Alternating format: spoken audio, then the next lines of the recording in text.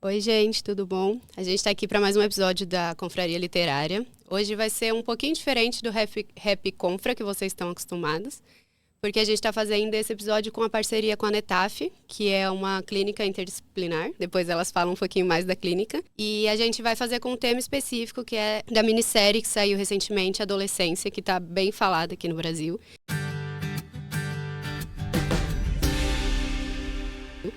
Então a gente está aqui com a Cláudia, a Débora e com a Áudrea. E elas vão se apresentar, falar um pouquinho delas. E já para deixar, então, uma pergunta disparadora aqui, eu queria saber como que como essa minissérie tocou vocês. Tá, eu sou a Cláudia, que já participo do Rap Confra.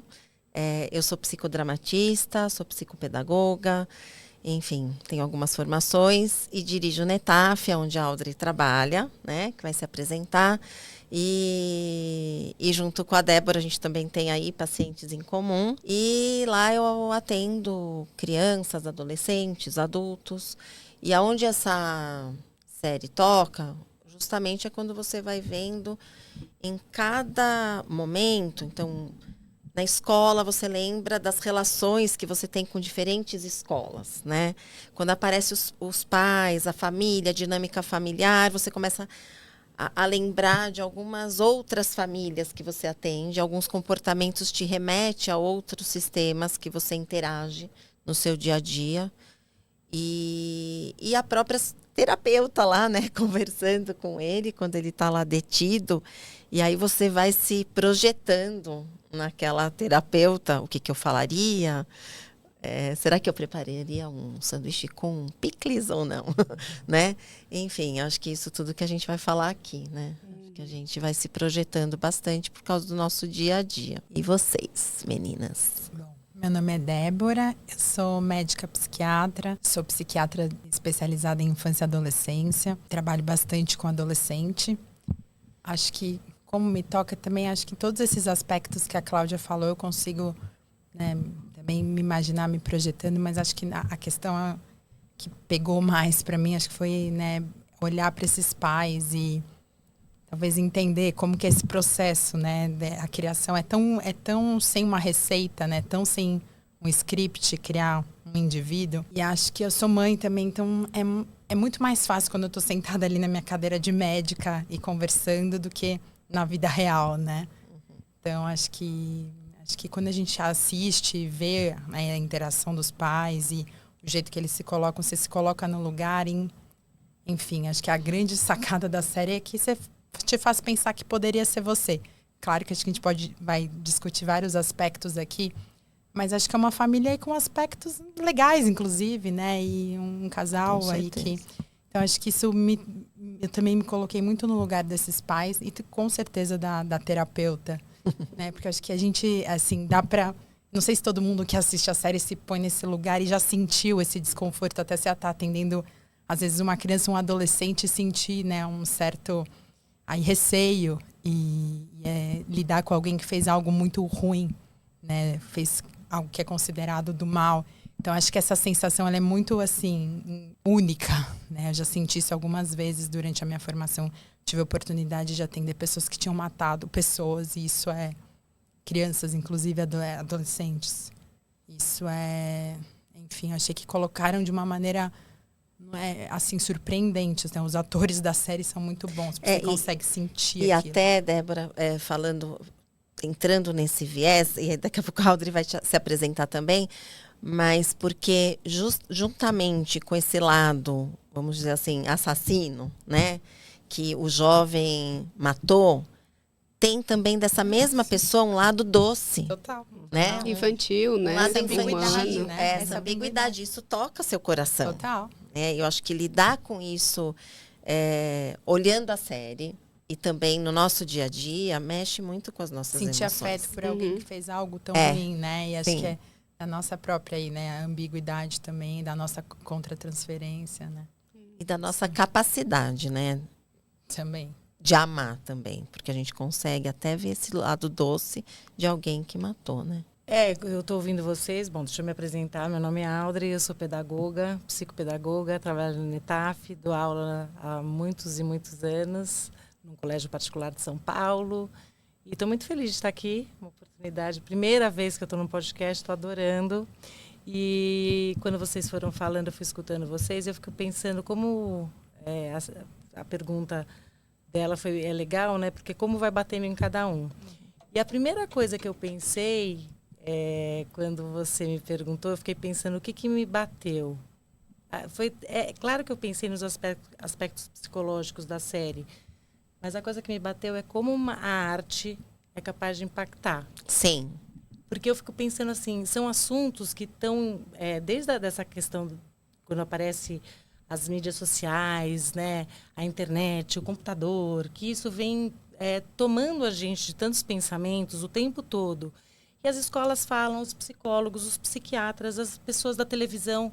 Só que aí vem alguém que faz uma arte dessa, que programa de um jeito ali primoroso, né? Porque assim, mesmo quem entende de arte fala que ela tem uma questão ali que não tem corte, né? Isso. Eu não sei se vocês viram como que ela foi filmada, porque ela é sem corte nenhum. Então, eu vi um documentário que mostrava como ela foi filmada, né? E quando acontecia algum erro, algum problema, eles retomavam, né? E aí tinha que começar tudo do começo. Então, é bem especial. Não, é muito legal e a gente perceber assim que atingiu tanta gente, ficou falado, assim, ainda hoje não é à toa que a gente está aqui.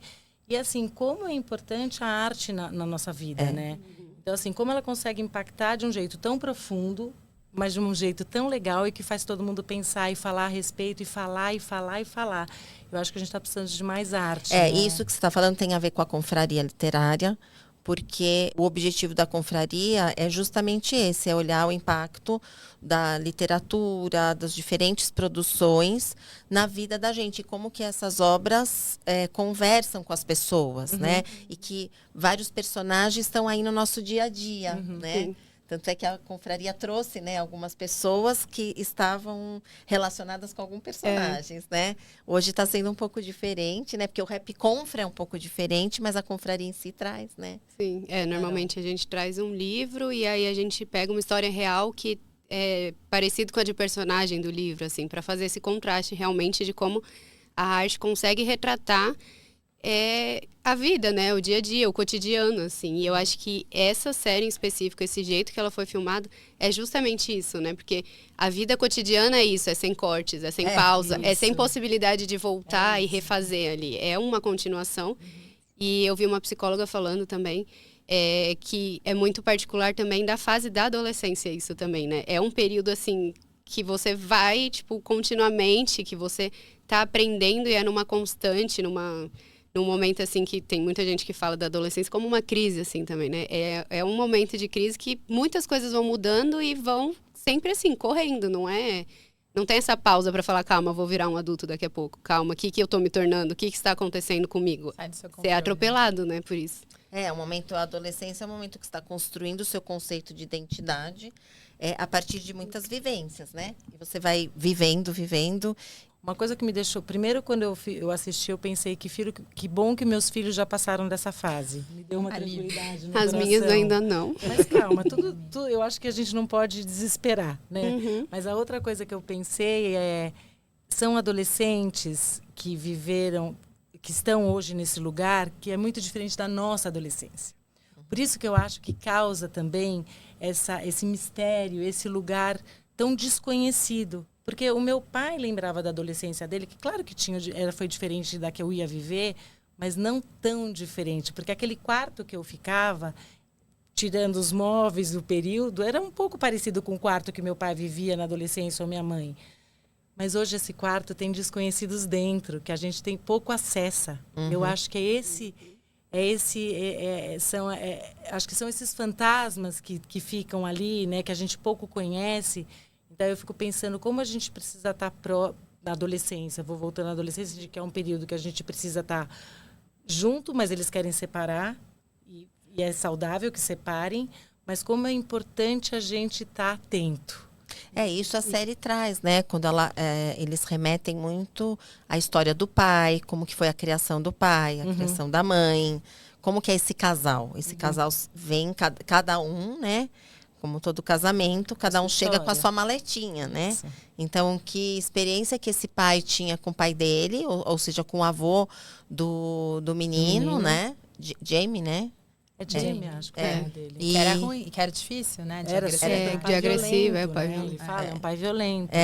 e como que isso vai se repercutindo na relação dele com o filho e É. com a esposa. Porque ele quer ser diferente desse pai. Uhum. Ele fala, eu quis ser diferente do pai que eu tive, né? Uhum. E ele fala como eu consegui, né? Tipo, eu nunca levantei a mão, eu nunca Isso. bati no meu filho, não teve essa agressão.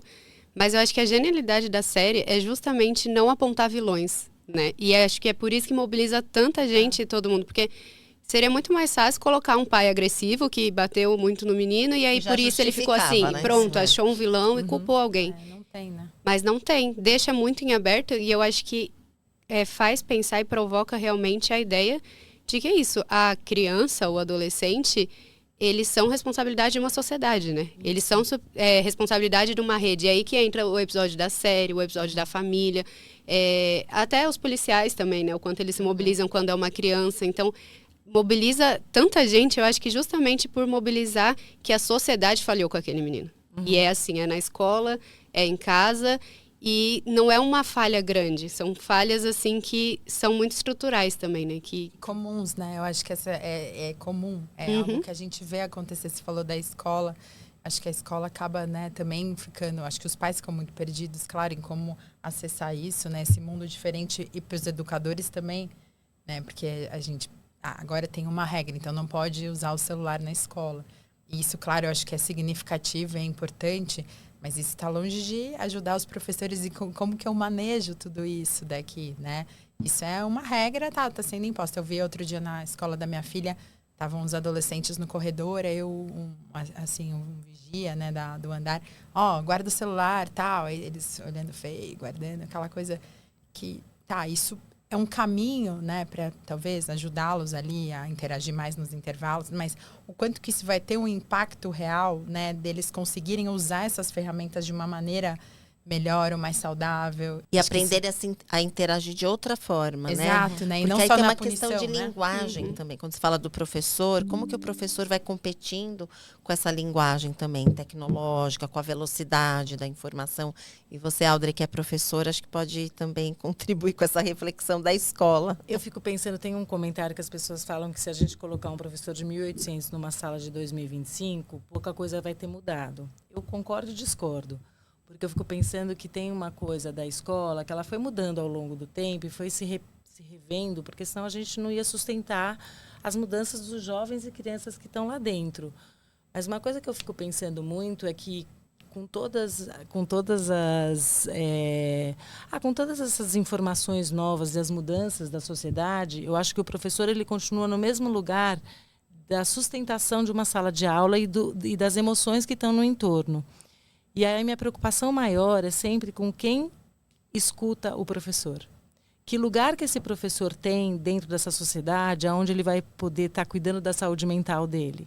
Porque ele está ali responsável por um monte de crianças e adolescentes e às vezes ele não é olhado. Às vezes ele está adoentado. E na série eu acho interessante porque eles focam ali professores que estão colocando nitidamente um estresse exacerbado com palavras fortes com os alunos, uma falta de paciência, ou então a professora, eu acho que é uma coordenadora, quando chama a menina, que foi a amiga da menina que foi assassinada, que ela chama para conversar, e ela fala, a gente precisa chamar a psicóloga, ela fala, psicóloga de novo, como se fosse claro que a gente sabe que hoje a terapia é uma coisa super importante, mas ela não é de apagar fogo, é um trabalho de continuidade, né? Então, como viesse ali para resolver uma situação pontual, e que a gente sabe que o trabalho terapêutico não é isso. É quase uma batata quente na situação. Vamos chamar o psicólogo, vamos chamar o psiquiatra, vamos chamar, né? Alguém tem que socorrer a gente. Todo mundo está precisando de socorro, isso, né? Isso que eu acho. E nessa cena, acho que tem uma coisa bem significativa que a menina, ela fala, mas ninguém me ouve, só tinha ela, agora eu não tenho ninguém. E ela fala, não é verdade e tal. E acho que a gente faz muito isso, né? Com o adolescente. Para ela é uma verdade. E às vezes a gente vai tentando ajustar o discurso e também lidar de uma maneira mais... Às vezes a gente pode ouvir e falar, tá, eu entendo que você se sinta assim, poxa, validar, deve ser difícil. né? Exatamente, validar. Acolher. E dizer, tá, eu tô aqui pra você, eu sei que não é a mesma coisa da tua... Porque acho que isso é muito frequente. Eu vejo os pais na comunicação com os pais, com os filhos o tempo todo. Até parece, isso não é nada assim, você não valoriza. Mas é o jeito que ele tá assim. Você pode ouvir sem dar, né? Tentar, tá. É assim que você tá sentindo. Talvez a minha perspectiva é um pouco diferente. É que aquilo, né? Primeiro você valida. Exato. Depois você vai construindo um caminho de reflexão. Mas será que a analisando escola, caminhos. né? Eu acho que essa cena ela é muito emblemática. Muito. Porque eu entendo que nas escolas, e pelo menos nos relatos das famílias, isso é muito frequente, né? Mas sabe por que eu acho isso também? Pelo menos algumas escolas que ao longo desses anos, muitos anos eu tive contato, porque muitas vezes separa a emoção da aprendizagem, né? Então, assim, tudo que for emocional, sentimentos, então não é aqui. O lugar não é esse. Vamos tratar disso, você vai tratar disso em outro lugar. Vamos chamar seus pais, falar que você precisa de terapia, ou se eu já sei que você está em terapeuta, conversa isso com a sua terapeuta. Não nos responsabilizamos por isso. Isso não faz parte do nosso contexto. Só que graças a Deus tem mudado, porque algumas escolas têm trabalhado com as habilidades socioemocionais, têm trazido dinâmicas, assembleias para dentro da sala de aula. E eu acho que isso tudo é muito importante para dar espaço também para esse vocabulário emocional. Não só o vocabulário da matemática, da geografia, da física, mas o vocabulário emocional, né? Eu acho que isso é essencial. Agora, o que você trouxe, Débora, é fundamental. Que a validação, primeiro é validar o que o outro está sentindo, para depois seguir em frente. Eu acho que isso evita muito estrago. Eu acho que... Desculpa, pode continuar. Perdão. Que tem também, mostra esse contraste ali também, tanto no papel da escola quanto no papel do pai, né? Aquele pai policial também. Então, antes aparece lá que ele ouvindo o áudio do filho, falando, de novo eu tô passando mal, não quero ir para a escola. E ele sabe que o filho não está passando mal, que o filho está arranjando uma desculpa para ir para a escola, mas ele não para pensar o porquê. Isso. Ele simplesmente fala, acha que eu sou bobo. Então, tem esse distanciamento muito grande. Eu acho que a série mostra muito isso, principalmente, acho que a importância assim, da série é porque ela foi escrita por homem, ela retrata o masculino e a perpetuação, né, da masculinidade também, assim, e ela fala com um público mais masculino. Tipo, as mulheres não são tão retratadas, e eu acho que isso é um ponto de vista que a gente não tinha há muito tempo, assim, também nas artes. É um ponto de vista novo que choca, né? Então, esse distanciamento pai e filho, sabe? Quando o pai fala para ele, eu te amo, ali ele quebra o filho e o filho fala, tá bom, vamos almoçar. Então, gera de novo um vínculo que para ele estava naturalizado. Tem um afastamento ali. Homens não demonstram sentimento. Eu não preciso falar pro meu filho que eu amo. Tanto é que o menino fala, você nem me chama de filho. Você me chama pelo nome, você chama outros meninos de filho, mas você não me chama de filho. Chama todo mundo de filho, né? Achei isso uma sacada muito boa também. E essa questão do sentimento, né? Como é difícil e ele para falar eu te amo é quase uma coisa sofrida, né? Engasgado. Exato. E como isso é real aliás, também, esse então, ponto, eles não são os principais, os protagonistas, mas a série começa assim, né? Com o policial, com essa questão do filho não querendo ir para a escola, né? E eu acho que aí é um ponto bem delicado mesmo. Eu ia falar uma coisa que eu fico pensando desse lugar do masculino hoje na educação dos filhos, e eu, ao longo desses anos na escola, eu tenho percebido eles muito mais presentes.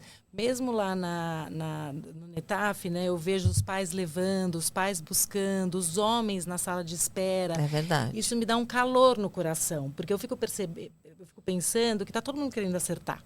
E uma coisa que já foi dita que é a participação de todos nós, né? Assim, ele fala, o ator fala uma frase que eu gosto muito, que ele fala que precisamos de uma aldeia para criar uma criança. E eu acho que esse insight todo mundo já começou a ter, de que os pais precisam estar mais próximos, né? Então, assim, é claro que tem eu acho que tem uma coisa do inconsciente coletivo, ainda desse lugar do homem, né? Que é um lugar ainda do provedor, de que está ali cuidando para trazer o dinheiro. Que claro que não está isso em todas as famílias, mas é ainda muito forte. Mas eu acho que isso tem sido quebrado ao longo. E eu, como professora no colégio, eu vou vendo pais nas reuniões, as famílias, claro que com as crianças menores, cada vez a família mais presente, um distanciamento maior ao longo do crescimento deles. E aí eu fiquei pensando também de uma coisa que você falou, de que forma que a gente pode estar ao longo do tempo, quando os filhos vão crescendo, não perdendo a intimidade. Porque parece que na hora que a gente está com os filhos menores, a gente vai tendo ali um lugar tão importante de toque, de estar junto, de permissão para poder aquele filho amar e ser amado, né? É de verbalizar, né? E aí eles vão crescendo e vai criando um estranhamento, que eu falo de novo, que é importante para a adolescência, para esse corte, para eles irem para o mundo, que bom que vão. Só que, poxa vida, né? A gente não pode deixar de perder, de construir essa intimidade de algum jeito. É muito bom que você está falando, Audrey, também, para a gente poder olhar o outro lado da moeda, que tem mudanças. Tem. E a gente tem que localizar e falar das mudanças, para sair desse lugar só queixoso, né? Quando você comparou o professor de antigamente, de hoje, mostrar, não, tem mudanças.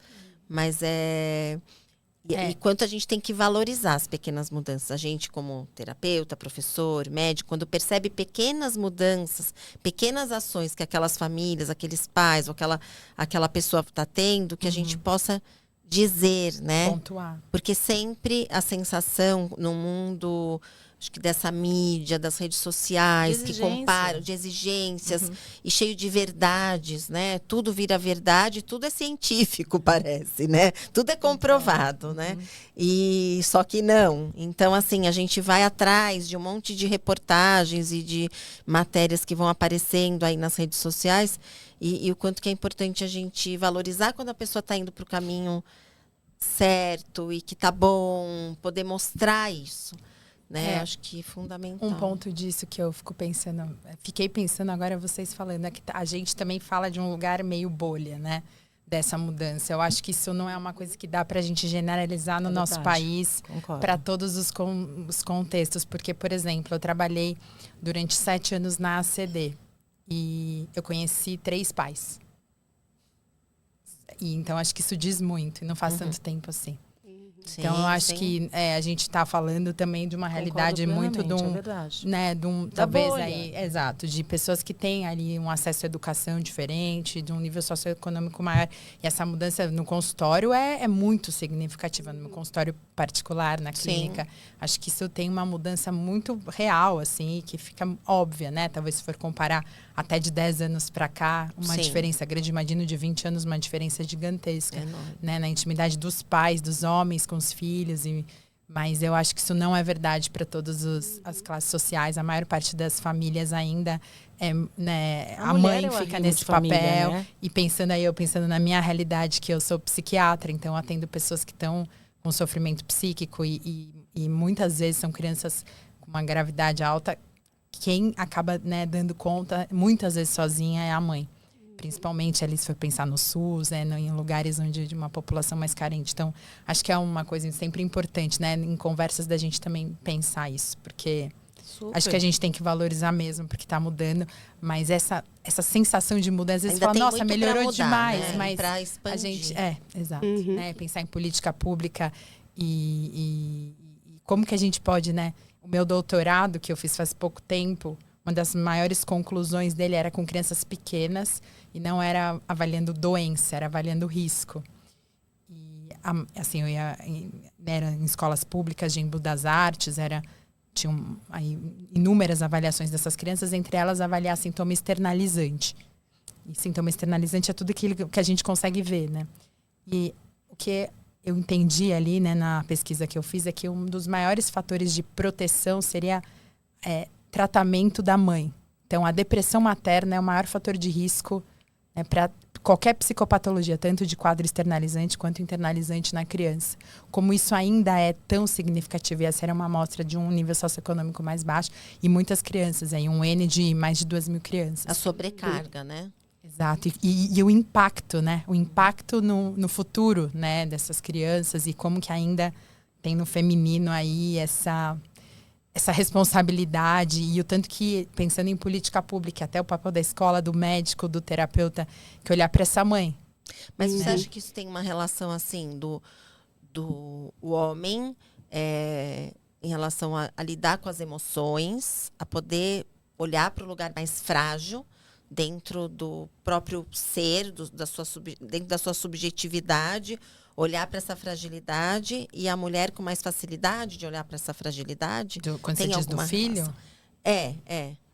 Na verdade, nesse estudo eu estava falando que a depressão materna é o maior fator de risco da criança ter psicopatologia, mas a gente só conseguia avaliar as mães, né? Os pais não estavam. Sim, mas são juntando seres o que a Audrey invisíveis, estava falando, né, essa dificuldade do pai participar, Total. do pai se envolver, é também de lidar com as emoções, de ir Eu para acho esse que- lugar da fragilidade? Eu acho que muitos pais têm essa dificuldade, mas se pensar em ambulatórios, assim, sistema público, é a dificuldade de chegarem até você, porque tem ainda essa ideia, ele está trabalhando, ele precisa fazer outra coisa. E muitos lares de crianças atípicas, por exemplo, esses pais já saíram de cena Isso faz que eu ia muito falar, tempo. se a gente for analisar Eles a população sobem. vulnerável, na verdade, o maior número é de mães solteiras, né? Então não é total. nem que tem o pai, não é que o pai é distante ou o pai é o provedor e está sempre trabalhando. Não tem o pai, eles não assumem essa responsabilidade, não é tão comum assim, né? Na clínica eu vejo bastante. E aí é esse ponto que eu ainda olho da série, assim, trazendo esse plano de fundo. Eu acho que não é... e aí no último episódio fica muito claro, assim, os pais chegando na conclusão que eles não têm culpa, que eles não poderiam fazer tanta coisa diferente. Sim. Porque é isso, ele está crescendo numa sociedade e não tem como a gente também tirar a internet, por exemplo, dos adolescentes, ou a gente controlar tudo que eles têm acesso na internet. Eu acho que a questão que fica ali é que não deveria ser aceito que hoje em dia tenham ideias como o incel na internet. Não deveria ser aceito que eles possam dar a cara para falar discurso de ódio contra a mulher ainda. Que eles possam trazer esse tipo de discurso falando... Não, porque é 80-20 que eles falam lá. De fato, existe isso. O personagem que eles trazem, eu esqueci o nome, Andrew Tate. Andrew Tate. Ele existe e ele tem esse discurso e a maioria dos adolescentes com internet conhecem. Eles, de fato, acessam e consomem isso. E aí, o que precisa ali é um ponto de conexão. Então, naquele menino, ele achou o ponto de conexão. O menino se sentia rejeitado. E a ideologia desses incels é justamente isso. É falar que a mulher escolhe só 20% dos homens que são de um nível muito específico, que tem até um queixo quadrado, tem que ser rico, tem que ser... A parte estética. a parte estética e tudo Poder, mais. e dinheiro. E que ela ignora o resto dos homens, assim, e que então eles deviam cultivar uma raiva das mulheres, culpabilizar as mulheres e fazer esse movimento contrário. Então, tipo, não, as feministas estão ali para falar que as mulheres têm domínio do homem e a gente tem que acabar com isso. E aí, como que pode ser tão naturalizado esse discurso a ponto de qualquer um que entrar na internet conseguir ver isso e o cara não ser punido, tipo, não ter uma punição. Então, eu acho que é um erro social no ponto de onde que a gente começou a aceitar isso como normal, sabe? Esse tipo de discurso de ódio, porque isso tá no plano de fundo de muita gente, muita gente. Acho que eu não sei se todo mundo que ouve o podcast sabe o que é incel, são pessoas que se consideram aí celibatárias involuntariamente, porque elas não estão ali não são atraentes ou não são consideradas. E acho que isso foi muito dominado por homens heteros. A ideia era essa inicial, mas virou algo aí muito voltado para os homens heterossexuais, e tem esse Andrew Tate como meio ídolo deles, apesar dele ele diz que ele não é celibatário, pelo contrário, ele é um cara que faz sucesso com as mulheres, tal. Então ele é idolatrado pelo discurso de ódio. Atualmente ele é preso por assim, tráfico, coisas muito sérias. Então ele é uma pessoa a ser muito idolatrada. Então, que ídolos são esses também, né? Acho que falta ali de adultos, talvez, e ídolos né, com outros valores. Eu acho que isso é muito grave mesmo, né? E a falta de uma conversa sobre isso. A gente vê isso na internet o tempo todo. Eu acho que o discurso de ódio, né, contra mulheres, contra meninos também, porque eu acho que tem um outro lado dessa história, né? Que tem também um movimento que é negativo de colocar os homens, e muitos deles dos movimentos femininos, os homens não podem participar dessa conversa. Eu tenho pacientes meninos heterossexuais que eu perguntei, mas como que você achou disso na consulta psiquiátrica desse menino? Ele falou, isso eu não opino, eu não tenho lugar de fala. Eu falei, não, eu tô perguntando para você. Ele, mas minha amiga falou que eu não posso dar opinião sobre nada disso, porque eu sou um menino, eu tenho dinheiro, sou heterossexual e eu sou branco. Eu falei, não, acho que tem uma confusão aí, né? Muitas confusões. E aí, isso, assim, de ouvir, eu falo, acho que isso leva também a algo muito disfuncional. Então, só por isso também, para vocês falarem. Qual é o meu lugar, essa separação, qual é o meu lugar né? de pertencimento na sociedade, né? Como você falou. Eu sou branco, eu tenho dinheiro, eu sou hétero. E agora, qual que é o meu lugar? Não tem lugar de fala. né? Isso é muito perigoso, porque eu acho que vai criando nós contra eles. É O que eu isso. acho mais perigoso de tudo, e a gente está vivendo isso, não só no lugar da questão política, eu acho que a gente está numa questão, acho que é mundial mesmo, né? As preocupações que a gente vai tendo com minorias, e eu acho que são super importantes, porque afinal de contas todo mundo tem que estar ali com o seu lugar de fala e com a sua busca na sociedade, mas o jeito que isso está sendo construído, ele pode ser muito perigoso. Acho que faz muito mais sentido ter uma inclusão das pessoas, né? E não uma exclusão, porque você é a maioria, então você não tem mais, né, esse Não, você espaço. inclui um para excluir o outro. Né? Um olhar excludente. E acho que isso é perigoso para pessoas que estão se formando, né? Eu não estou falando de pessoas mais... Eu acho que é muito dessa fase da vida onde você está se formando e precisando pensar. Como assim você não tem lugar de... Você tem que pensar, por que será que a sua amiga colocou isso? Ela teve uma situação muito difícil. Mas aí, qual que é a tua visão disso? Então, isso é super importante, até para você desenvolver um olhar mais empático e não misógino, né? Então, assim, essa participação desses meninos também nessas discussões do feminismo, isso eu acho que nem era para ser uma coisa polêmica. Eu vi uma jornalista, ela colocou um texto na Folha, né, Marilisa, acho que é o nome dela, mas enfim, eu acho ela muito legal o jeito que ela coloca, muito inteligente, e ela se coloca como feminista, e ela foi, assim, acabaram com o que ela falou, porque ela disse que as feministas erraram quando não incluíram os homens. Isso fica muito óbvio para quando a gente atende criança e adolescente. Exatamente. Isso é mais do que necessário. Começa aí, incluindo esses não homens, os meninos, as crianças, os meninos pequenos, os adolescentes. E eles entenderam que isso não é um lugar de exclusão, e sim que eles estão ali. Eu acho que esses movimentos perdem, né, o significado num ambiente que é muito mais aí de inclusão desses meninos né, acho que é uma das estratégias de prevenção, é a gente criar mesmo um ambiente de troca inclusivo e não desses grupos separados, nem incel e nem um feminismo que exclui o homem. Sim. Acho que é tão deletério quanto, infelizmente. Né? Mas aí eu queria, dentro do que você está falando, eu queria voltar para aquele aspecto das mães que ficam sozinhas, né? O que eu percebo no consultório, no convívio com as famílias, é que muitas mulheres excluem os homens no papel de pai, né? E isso a gente tem que também tomar cuidado, enquanto mulheres, que somos aqui 4, né? Porque muitas vezes eu pergunto assim, por exemplo, chega uma situação, porque ele não faz nada, ou ele não ajuda, ele está no trabalho o tempo todo, né? Sendo que o trabalho já é uma forma também de ajudar. Ok, mas tem também as tarefas de casa, o dia a dia com as crianças e tudo. Tá, mas vamos então dar exemplos, né? Como que é? Aí quando você vai começar a pesquisar, não, na verdade é assim, é porque ele já quis dar banho no bebê. Mas eu falei assim, você não vai conseguir, não vai dar certo, deixa que eu dou banho, né? Aí a pessoa vai dando exemplo, assim, Cláudia, que na verdade, assim, porque... É verdade, a pessoa fala, outro dia ele quis fazer o almoço, mas aí ele vai fazer o almoço, porque aí ele não sabe exatamente como que tem que estar o ponto da carne, né? E assim vai.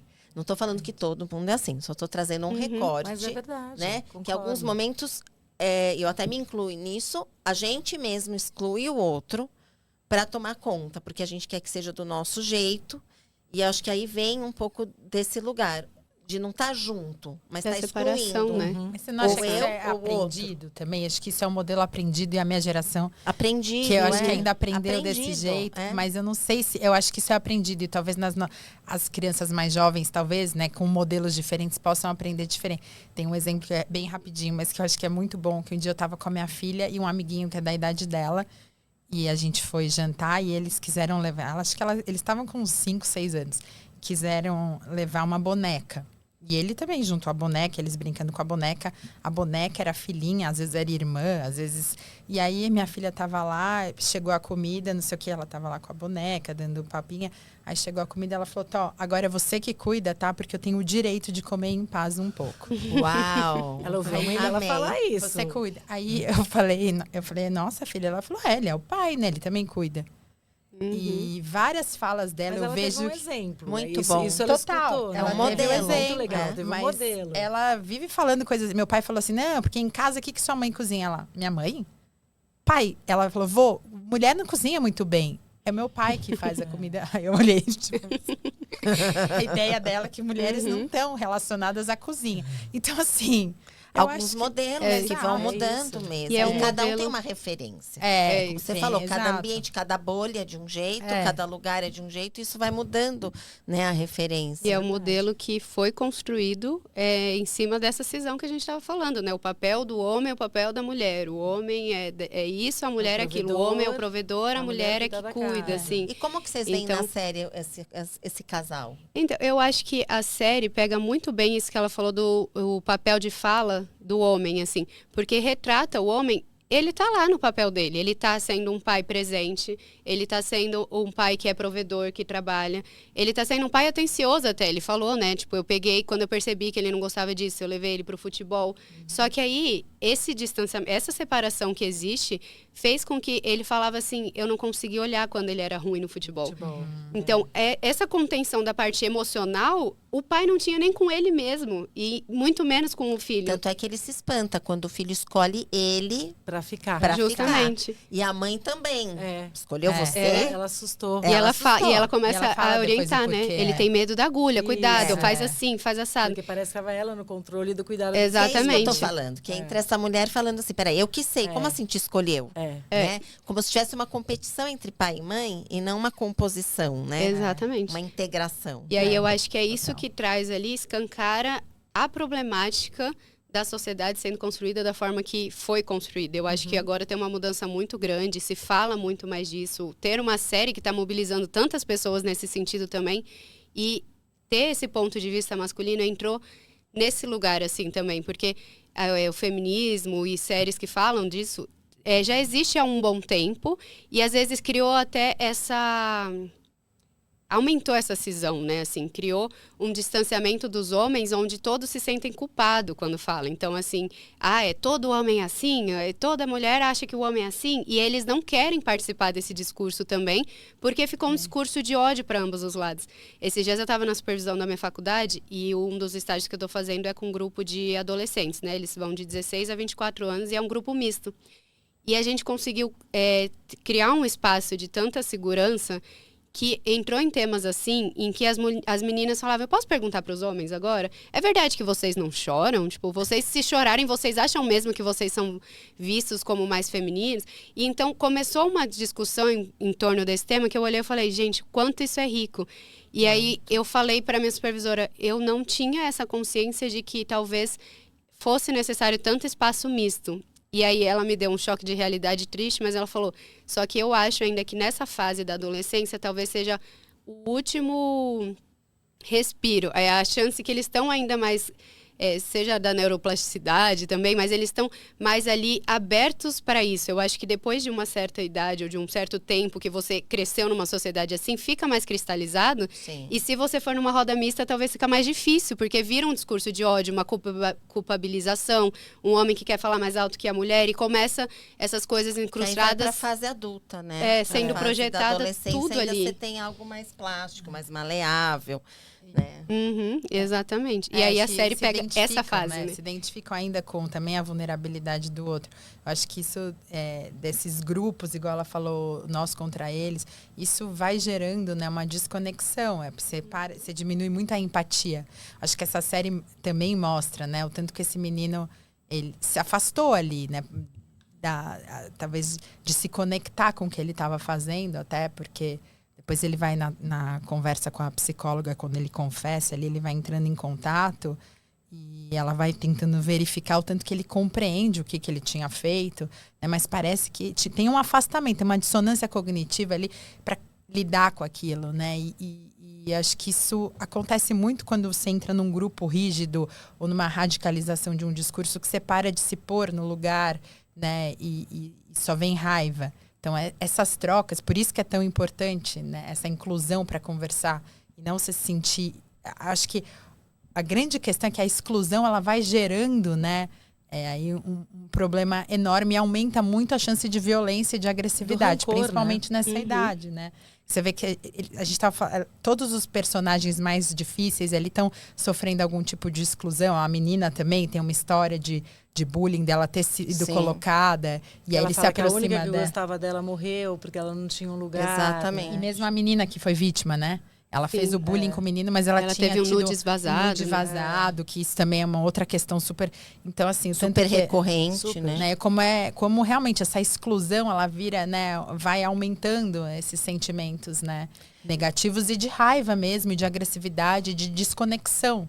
E vai tornando aversivo, né? Que me chamou a atenção na série, dois momentos que eu fiquei muito impactada. O primeiro, quando ele nega, mesmo vendo o vídeo, ele consegue dizer, não fui eu.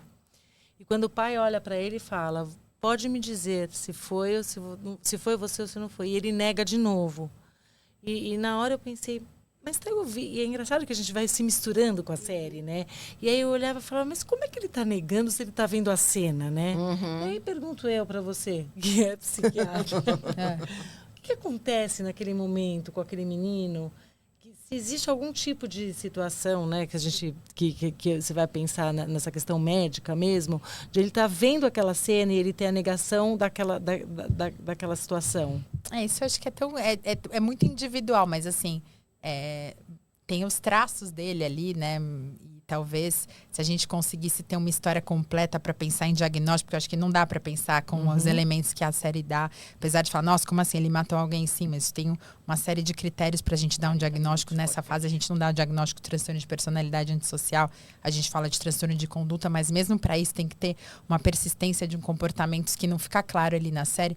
Mas assim, por exemplo, pensando em pessoas, né, sei lá, Ted Bundy, psicopatas assim raramente eles confessam os crimes, né? E mesmo com provas. E acho que tem um monte de mecanismos aí para você lidar com isso, desde conscientes e manipulativos, que pode no seu caso, até dessa dissonância cognitiva. É uma coisa, um afastamento, né? A dissociação, né? Dissociação, exatamente. Um tipo de dissociação que eu tiro ali É como se aquilo não aconteceu, né? Então, um mecanismo de defesa, existem muitos que... E Débora, também pode ser algo até menos do que isso, de não querer encarar medos. Não responsabilização, e de não querer né? mostrar para o pai algo que, no final das contas, envergonha, né? E o medo de olhar para algo que eu fiz, que eu mesmo... me culpo, eu mesmo não gostei do que eu fiz, né? Então, acho que também, às vezes, está num nível... até menor, Até menor, né? Acho que seria de ser algo mais consciente, né? Mas acho que tem... Né, o que parece, no caso desse menino, é que tem, acho que, uma coisa dupla. Uma dificuldade de ter responsabilidade, se responsabilizar, junto com um processo meio dissociado, né? Na descrição dele, no comportamento. Quando ele está com a psicóloga, né? Momentos isso. que parece muito uma dissociação, Parece né? muito uma dissociação. E nesse momento com a psicóloga também, eu acho que tem um momento que parece que vira a chavinha dele, que é quando ela fala assim, você percebe o que é matar alguém, o que é tirar a vida de alguém? Parece que até então ele tava... Porque para mim parecia muito sincero ele falar e repetir que ele não fez nada. E até aquele episódio ele não tinha assumido culpa de nada. Só que parece que era eu não fiz nada de um lugar que ele realmente ele desconhecia a culpa perante aquilo. Então, ele tinha muita justificativa, sabe? Ele tinha muito... Mas ela me negou, mas ela me confrontou, mas ela me fez me achar feio, ela fez aquilo. Então, tinha uma culpa muito grande da vítima, né? E ele não conseguia perceber como ele fora da vítima também. Ele achava que ele era vítima dela e ele só sanou. Então, tipo, ela estava sendo agressiva comigo e eu só acabei com um problema. E ainda poderia ter sido pior, que eu acho que é uma frase ali, uma fala dele que é o que mexe, pega muito na psicóloga e na gente também, que ele fala, eu poderia ter feito mais, ela estava ali embaixo de mim, eu estava com uma faca, eu queria fazer mais coisa com ela e eu não fiz, então eu não sou esse monstro, eu sei que muita gente no meu lugar teria feito. Então, fala assim, um distanciamento como se ela não fosse uma pessoa, como se fosse um objeto ali que estava fazendo mal para ele e que ele acabou com aquele mal, ele descartou. Mas aí traz nisso que você está falando, um outro aspecto, que a gente vive uma sociedade descartável, né? Que qualquer coisa que me incomoda, eu me livro dela. Eu acho que tem um lado, mas quando a gente fala de dissociação, é que por isso que parece tudo, que realmente parece que ele está falando a verdade, e tá. Porque o lado dele que está falando isso é esse lado. É o lado que não fez. É o lado que estava se defendendo, é o lado eu me justifico que estava por se isso. justificando. Olha, tá tudo certo comigo aqui. Até que depois aparece o outro lado. Sim. Que aí assume o que fez, E né? eu acho que o não fechar um diagnóstico na série e não dar continuação é muito proposital, né? É. Porque se fechasse um diagnóstico, ia ficar de novo afastado. Afastado. Então, Esse menino só é aconteceu isso psicopata. porque ele era um Ele é psicopata. assim, Então, é não isso. pode acontecer com qualquer um. Exato. Eu acho que é total proposital, mas aí acho que aparecem muitos traços aí, né, disfuncionais, e essa questão da misoginia e do tanto que quando eu tô nesse grupo aqui, eu não me coloco no lugar do outro, eu tô radicalizada, essa menina me rejeitou, como se isso justificasse. Acho que isso nessa fase do desenvolvimento é um discurso comum, assim. Que a gente vê, infelizmente, às vezes, né, no consultório também, mas conversando com os adolescentes. Ah, ela estava ficando comigo, depois ficou com outro cara, como que pá? Então, o certo direito deu, né, ir lá e xingar, ou fazer. Xingar, quando eu digo agora, é posts, né? Porque também você nas redes sociais, você tira ali o indivíduo, você está lidando com uma máquina. Então, essa questão, e acho que isso atrapalha muito também, até essa empatia, né? Quando eu estou digitando com raiva, xingando alguém ali, então muitas ofensas, né, no mundo digital e esse papel também desses grupos. Então, tudo bem eu xingar essa menina, e a menina também, eu sou feminista, então tudo bem eu xingar esse menino.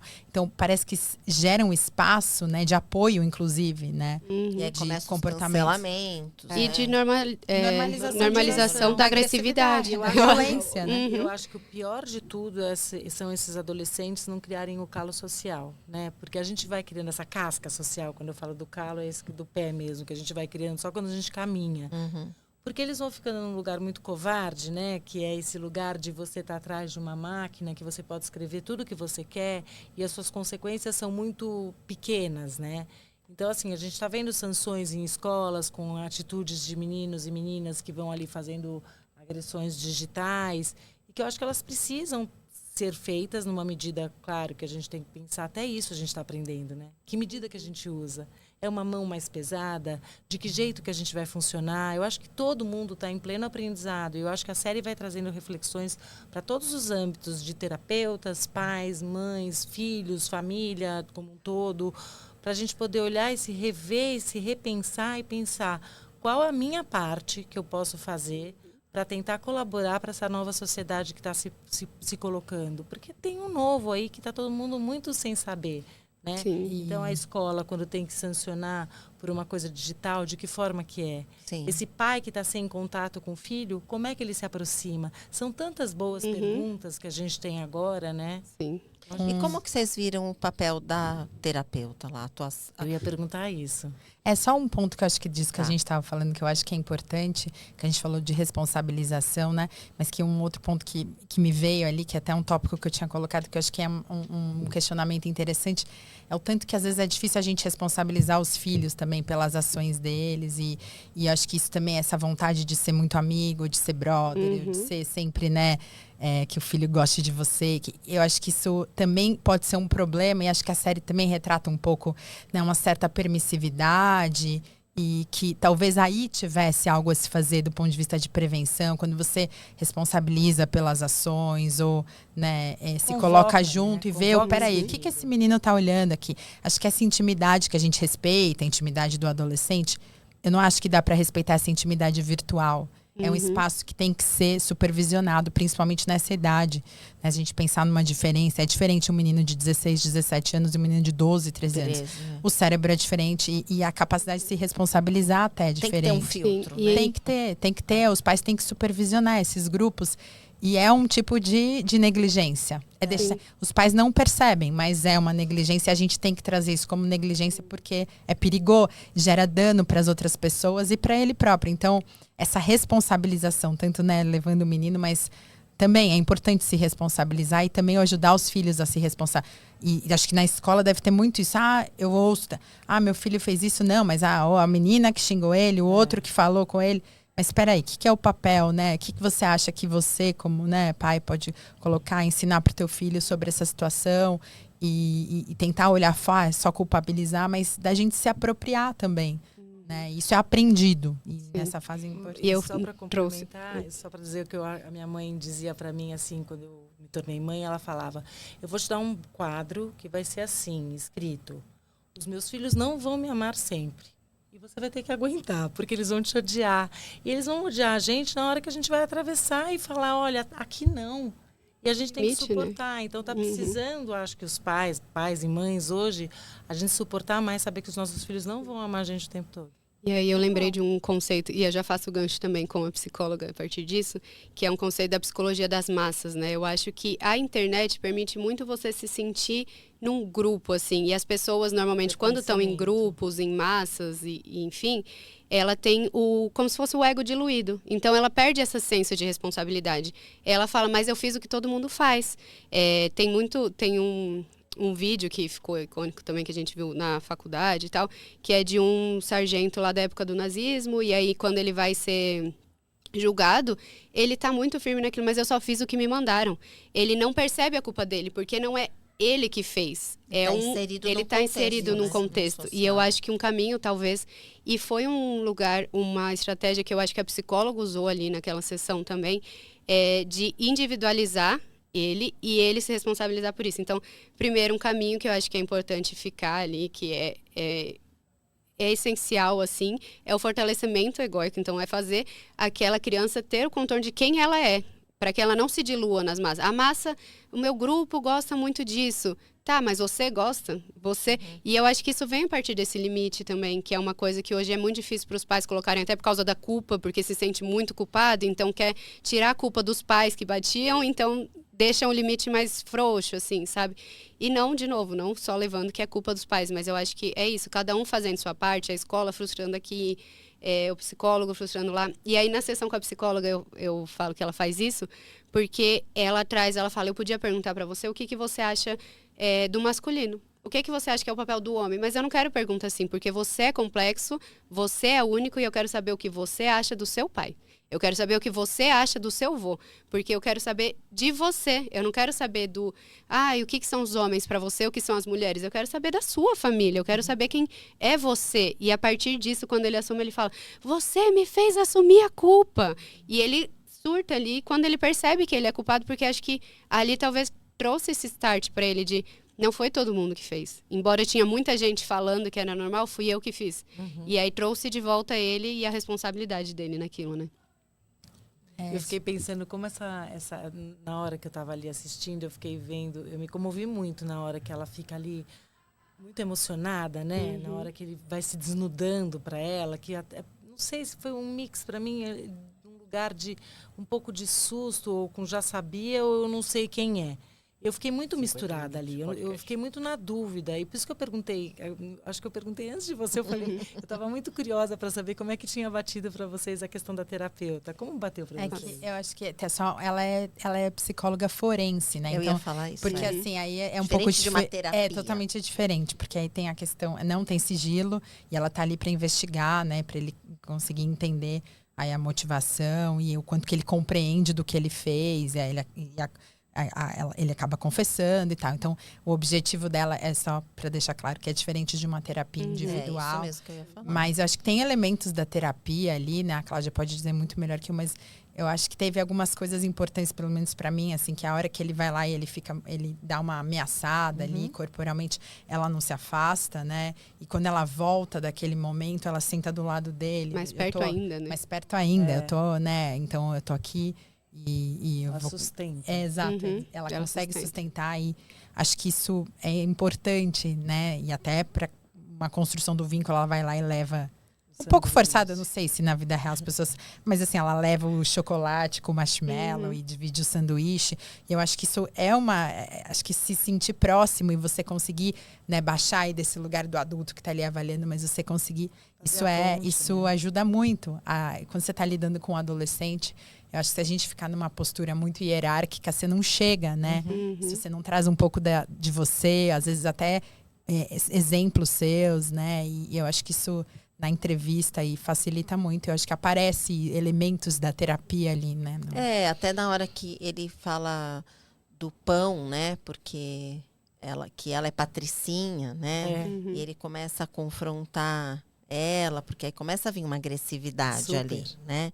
Porque ela é mulher, ela é bonita. E tem toda a história do, né, do grupo, Do porque é do feminino, feminino. O que ela né? achava Então. dele.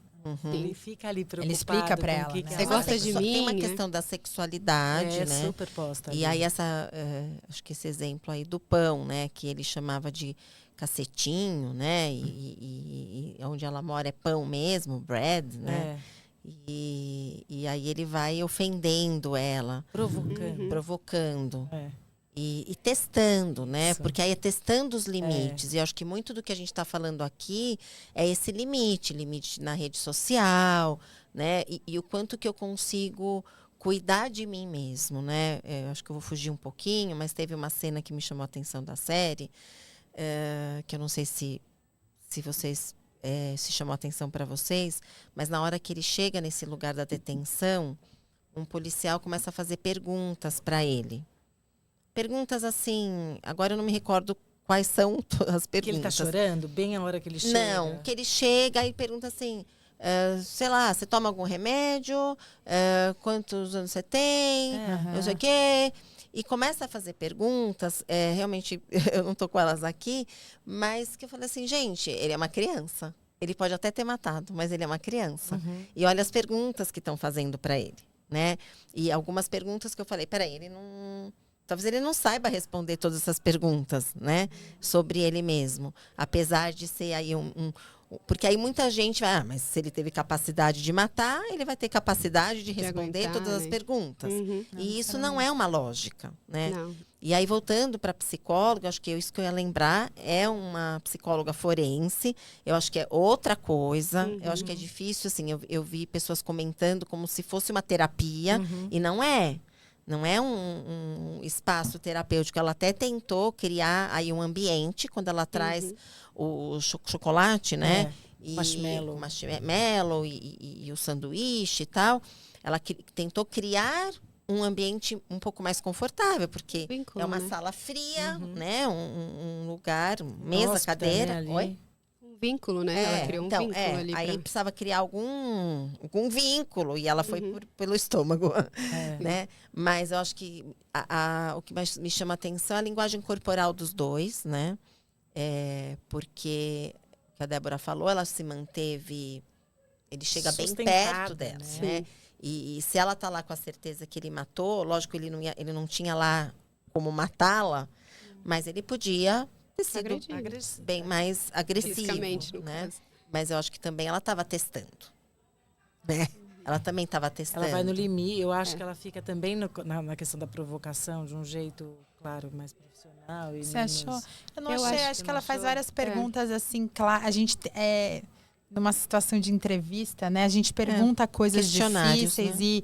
e eu acho que se você traz, né? Você fica muito ali emocionado para perguntar alguma coisa, aquilo tem um impacto na resposta. Então, esse treino de você poder perguntar realmente qualquer coisa, né? De sexo, de masturbação. De uma forma mais natural. Exato, né? porque eu tô aqui.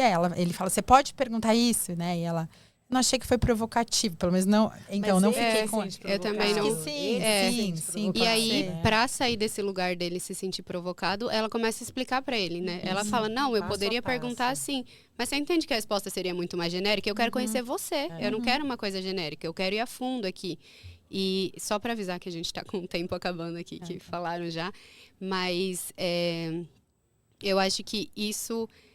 de ser diferente, isso dela trazer o chocolate quente também, talvez seja porque lá, quando você está numa instituição, né, você fica também meio sem personalidade. Você usa uma roupa igual todo mundo, você recebe o mesmo café, a mesma comida, e aí ali, como ela quer acessar ele para entender quem é ele, o que ele fez, e são poucas sessões também, né, não dá para fazer um processo terapêutico, ela cria esse vínculo através disso. Eu lembro quem é você, eu lembro que você gosta do café assim, então ela acessa ele a partir dali. E ali ela começa a permitir que role aquela transferência, né? Que role essa coisa que acontece na terapia também, de poder falar e sentir. E aí, quando ela vê que está indo para um lugar, ela fala, não, vou dar uns passos atrás e te explicar as minhas perguntas. Então, é isso que você quer? Para manter no contexto da terapia também, né? E tem muita gente que falou daquele momento do final, que ela sente náusea, né? Que ela fica enjoada. Eu vi um pessoal falando de achar que ela estava grávida. Pra mim não bateu ali. Pra mim bateu como uma contratransferência, assim, sabe? Ela, do papel de mulher, ouvindo tudo aquilo, vendo um menino, tipo, eu acho que bate também ali no... será que eu poderia ter criado alguém assim, acho que sabe? foi Eu acho que pega total. nela, nesse lugar de mulher, de poder ser vítima, de ver ali um menino que fica, para todo mundo que assiste, acho que fica a dúvida, será que ele ainda pode ser salvo? Será que ele assumir significa que ele está sendo salvo? Será que já era? Será que passou? E eu acho que a fase da adolescência, né, os 13 anos, é muito isso. Ele não é tão criança, mas ele também não é adulto. Ele não se entende no papel. Será que eu tenho que crescer aqui para ele mostrar que eu sou homem? Ou será que eu tenho que chorar e pedir para que ela goste de mim porque eu sou uma criança, né? Acho que aí também bate essa interpretação, tem muito a ver com a nossa própria história também. Claro. É muito difícil de ser uma interpretação geral. Mas eu fiquei pensando muito de você olhar para alguém e falar, tá, essa pessoa, eu sinto empatia por ele. Ele foi capaz de um mal muito grande e ele entende o que ele tá fazendo, porque ele explica o que é morrer, que ela tá tentando entender a motivação e a compreensão, porque ela é psicóloga forense, então aquilo tem uma responsabilidade dela de dizer, esse menino sabe o que ele fez e ele vai ser punido por isso. Você entende que a punição daquilo é muito séria, você sente empatia e ao mesmo tempo é muito mal, porque ele matou. Então acho que essa ambiguidade é nauseante, né? Eu acho que essa situação de você se confrontar com o ruim do outro e dentro de você, porque a gente pode estar num trabalho, mas isso quantas vezes eu acho, né, dentro do nosso aí trabalho e sendo psicóloga e você vai ser psicóloga, eu sou psiquiatra, você vai sentir coisas assim, porque a gente treina, né? E a gente tá vivo. E a gente é Eu acho que humano, quando você exato. estava falando, me veio isso, sabe? Na hora, realmente, eu não parei para pensar tanto na náusea dela, confesso. Mas você falando assim agora, me vem assim... nós somos pessoas e a gente está interagindo com o outro e tem coisas que a gente Suscetíveis, né? sente, a gente às vezes acaba de atender alguém. Eu falo assim, às vezes eu acabo de atender alguém, gente, eu quero ir para um rodízio, entendeu?